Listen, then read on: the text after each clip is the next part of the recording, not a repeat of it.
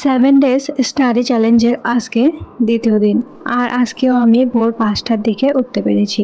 উঠে অনেকটাই ফ্রেশ লাগছে আর ভালো লাগছে। সকালবেলার পরিবেশটা যে এতটা সুন্দর হয় সেটা না উঠলে বোঝাই যেত না। সকালবেলার পরিবেশটা যেমন শান্ত থাকে আর সকাল সকাল ঘুম থেকে উঠলে মনটাও তেমন শান্ত হয়ে যায়। তো যাই হোক, ঘুম থেকে উঠে প্রথমে আমি কিছু বাসি কাজ করে নিলাম আর ফ্রেশ হয়ে নিয়ে এখানে আমি পড়তে বসেছি। আজকে কি কি পড়বো তাই একটু দেখে নিলাম, মানে কোন বইটা পড়বো। তো এখন আমি পড়ছি অ্যাসিড ক্ষার লবণ, এই টপিকটা। এটার আমাদের 3টা ক্লাস করানো হয়েছে। তো এর মধ্যে আমি 2টো ক্লাস করেছি আর একটা ক্লাস এখনও বাকি আছে, ওটাও পরে করব। সকালবেলার এই শান্ত পরিবেশে পড়তে কিন্তু অনেকটাই মন বসে অন্যান্য সময়ের তুলনায়। তো এখন থেকে আমি চেষ্টা করব এই চ্যালেঞ্জটা কমপ্লিট হলেও পরেও যেন আমি সকাল 5টা-6টার দিকে উঠতে পারি। না হলে এরপর যদি ছেড়ে দেই ঘুম থেকে ওঠা মানে সকালবেলা, তাহলে কিন্তু আবার আগের মতো হয়ে যাবে।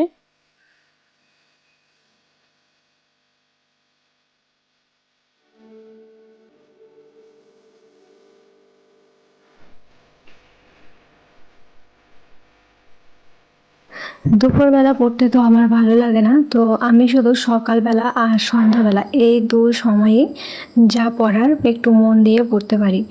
তো সকাল 5টার দিকে উঠে পড়লে আমি সকালবেলা কিন্তু অনেকটাই সময় পাচ্ছি পড়ার। সকালবেলা 3-4 ঘন্টার মতো পড়লে আর রাত্রেবেলা 3-4 ঘন্টার মতো পড়তে পারলে ব্যাস আমার মনে হয় এতটুকুই যথেষ্ট।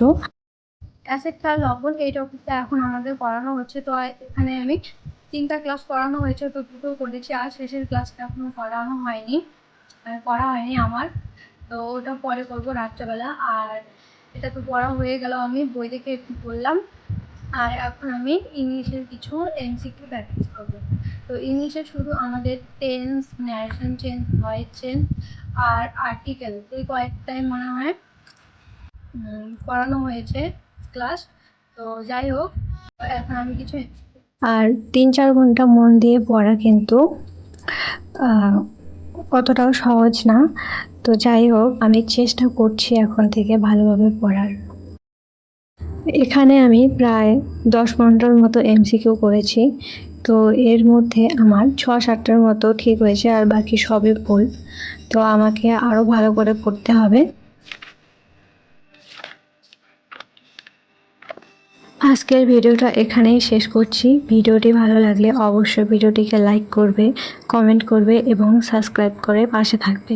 Thank you.